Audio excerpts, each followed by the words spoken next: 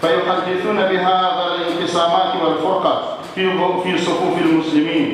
ويتبع هذه الانقسامات. جئتك بقوم يحبون الموت كما تحبون أنتم الحياة. سمعت رسول الله صلى الله عليه وسلم يقول: إذا التقى 100 رحمة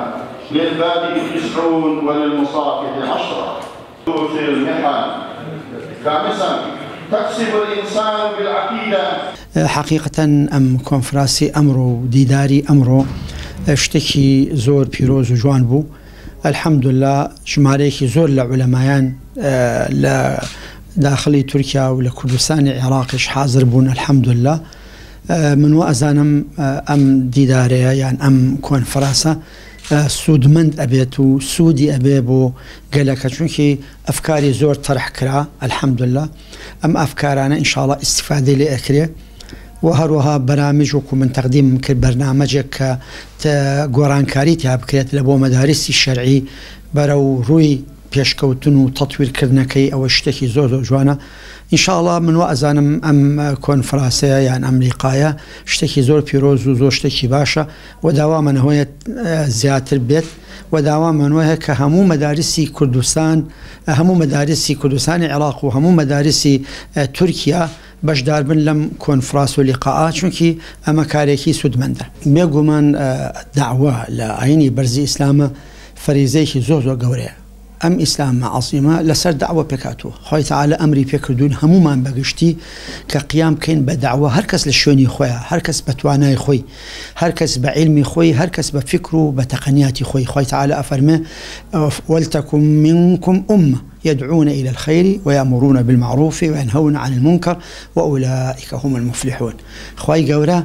يعني فلاح و نجاتي حصر كدول لسا أو كساني كوا دعوة أكن بوشتي تشاك وباش وهروها أمر أكن بشاكا نهي أكن لخلافة. جال برو دعوة فريزيشي قوري حتى خواهي قورا لقرآن بيروزا ناوينا بجهاد كبير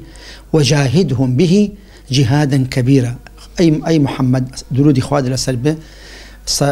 صلاة والسلام خوات لسربه تو جهاد كبقرآن وبنشر قرآن جهادك قورة. جهادي قورة أويك إنسان دعويك ريكو بيك ترتيب كان. أم دعويش طبعا وسائل كاني خوي مبدأك ثابتة، بلام وسائل كاني متطورة لهمو زمانك وسائل خوي هي. مثلا لزمانك كلمة وخطبة وشعر بوا مثلا. لم زماني اما اسكي السوشيال ميديا كدورك زوزو قوري هي لم مسألة جال برو بيوستكوا يعني علماء وكو باسم كل كلمة كشا كهولي خوان بدن بهمو شكلك وبهمو توانايشي خوانوا كبشنا ناو ضلي جنجانوا يستزور بي جنجان براستيكي قشنا خوانوا خوندنوان چاو پێکەوتنیان هەمووی ئەگەڕێتەوە بۆ سوۆشیال میدیا و فێسبوک و تویتەر و هەروەها ئەنتەرنێت و ئەم وەسائلانە. وطبعا ئەگەر تەطویر بکرێت داوەکە بکرێتە وەکو مەسەڵەن وەکو قسەیەکی جوانی بە عەمەلی تەرتیب بکرێت لەسەر ڕێگەی فێسبوک یان لەسەر ڕێگەی ئەمە زۆر شتێکی زۆر پێویستە. ئەم داوەیە لە ئیستاکیە پێویستەکە بەڕاستەکەی کاری لەسەر بکەین و پێویستەکە تەطویری وەسائلی ئەعلامیش بکەین بزانین گەنج چی ئەوێت. بنسبة أفراد جزء شيء قوري لمجتمع نيوي مجتمع حتى القرآن بيروزا خواي قورا ناوي ناوى يعني الزوج يعني زوجين دوشت أبناء كخرانا بال يكو تيكلبون أبناء زوج يعني معناه وايا بياو ناتواني جابته ولا جنيش ناتواني جابته ولا بياو لمجتمعي لأمة معناه واقبانه حضارات دروس بيت أبي بهردو لا دروس أبي أقرمانه أسرة پێشکەوتوو بێت و مستەقر بێ بە پیا و بەژن. ئافرەت دەورێکی زۆر زۆر گەورەی هەیە. ئافرەت ئەگەر ئێمە عەدادمان کرد کە وەکو عولەما ئومەتەکەمان ئەبێتە عولەما. ئەگەر ئافرەت خاوەنی فکر و هۆش بێت ئومەتەکەشمان خاوەنی فکر و هۆشە. دائما والأم إنك وكو شوقي على إن عددتها أمة طيبة العراقي أجر تو يعني أم أفرتت دايك أجر إعداد ما نكرت وإعدادي أمي كي زوزو جورا درس كتو جال برهم من وأزانا بيوستا كواب برامج خمان مدارس الشرعي هر خاص نبي بقرآن وبياوان واجبة واجبة طلب العلم فريضة على كل مسلم والمسلم داخل فيه يعني خوي لحديثك مسلمان يشوكي مسلمة أفرد داخل لمسلمة لصيغة مسلمة بصيغة تغليب جا پێویستەکە بەڕاستەکەی زۆرم پێخۆش بوو ئەمڕۆ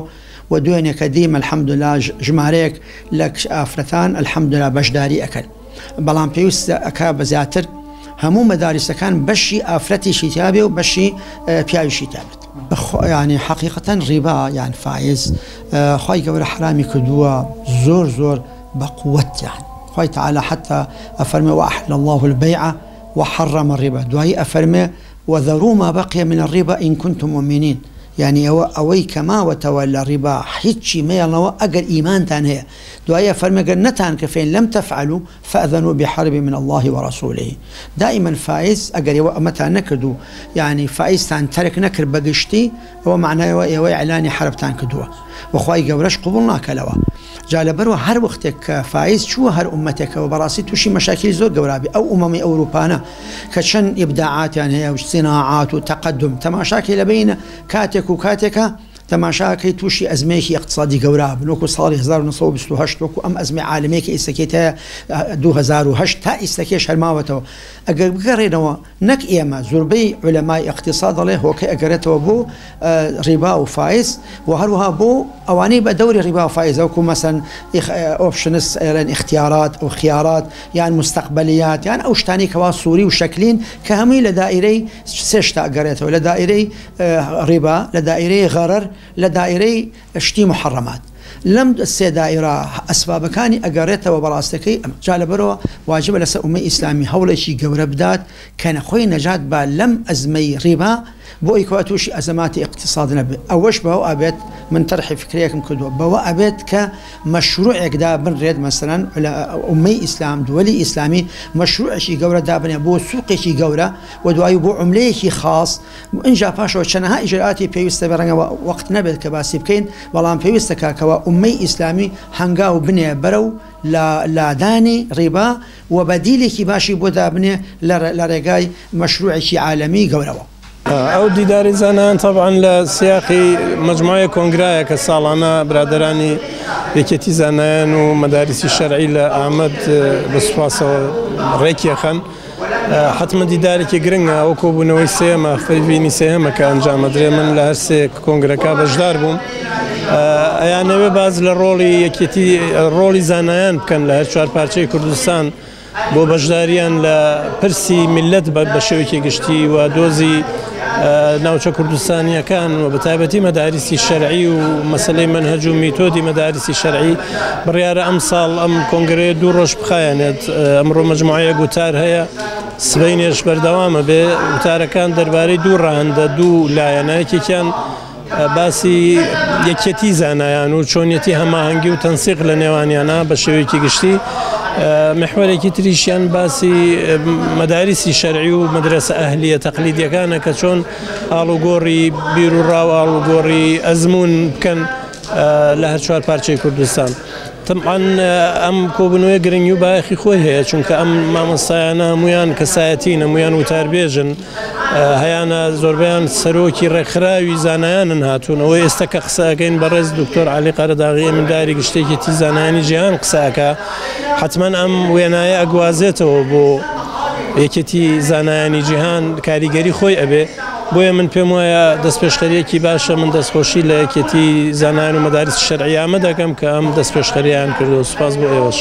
بەداخەوە یەکێک لەو لاوازیانە ئەگەر تەشخیص و دەستنیشانی بکەین لاوازی زانایانە لە تۆڕە کۆمەڵایەتیەکان چونکە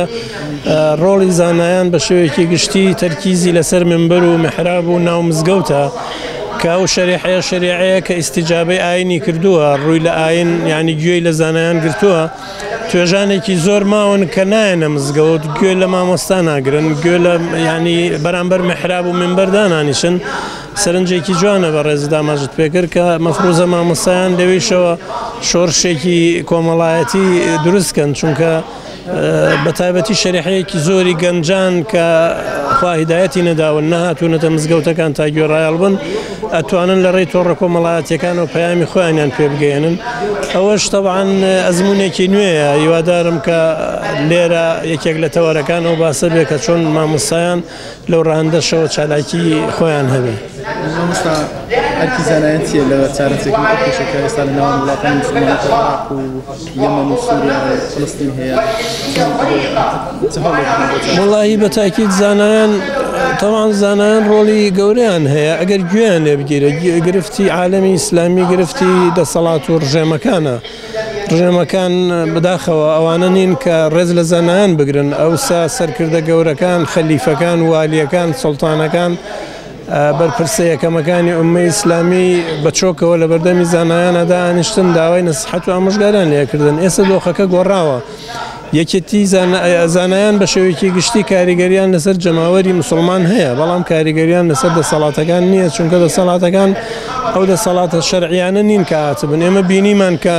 لە میسرا چی گوزەرا لە لیبیا چۆن وەزع ئەڕوا لە سووریە چی ئەکرێکە ئەمانە سەرچاوی زانست بوون پێشەنگەکانی ئوممەی ئیسلامی لە وڵاتانە بوون ئێستا لە یەمەن چی ئەگوزارێ لە سعودیە چی ئەگوزارێ لەبەرەوە بەڕاستی یعنی ئەبێت دۆخی سیاسیش هاوشانی هەوڵە کۆمەڵایەتەکان کە زانانێدەن دۆخی سیاسی چاک بکرێ یانێ بێ هەوڵی هێزە ئیسلامیەکان ئەوانیش چڕ بکرێتەوە بۆ بێ زانایان پشتیوانی لە هێزە ئیسلامیەکان بکەن بۆ بۆی لە وڵاتانە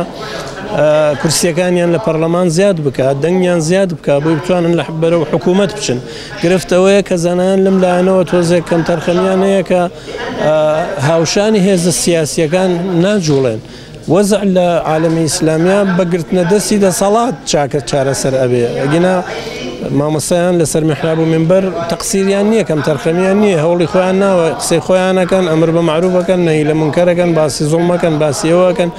بەڵام کەم تەرخەمیەکەیە کە من ناشارمەوە کە چون من لە ناوەندی زانایان ئەم خۆم ئاگام لێیە کە ئەوەیە لە مەسەلەی پشتیوانی لە هێزە ئیسلامیە سیاسیەکانە سارد و سڕیەکەیە حتا جاری وایە محارەبەشیانەکەن بە ناوی ئەوە کە متاثر بوون بە بەعزەی ئەفکار کە گوایە ئاەن لە سیاست جاکرێتەوە و ئیسلامیەکان نەچن باشە تۆ قەینام منی ئێمەش لەگەڵ ئەوەی مامۆستا نابێت مەسەلەن زۆر زەق وەکو سیاسیەک دەرکەوێت بەڵام خۆ ئەبێ سیاسەکان جیاکاتەوە بێ قۆڵێنی بکە بێ ئاماژە بکە کە ئەم هێزە سیاسیە خزمەتی باشتری پێ ئەکرێت لە فڵان هێزە سیاسی لەو لایەنەوە من هیوادارم زانایان مراجعە بکەنەوە چونکە تەنها بەوە وەزعی عالەمی ئیسلامی باشە بێ کە زانایان ببنە هاوسەنگەری هێزە ئیسلامیەکان بۆی دەسەڵات بگەڕێتەوە بۆ هێزی ئیسلامی لە ناوچەی ئیسلامی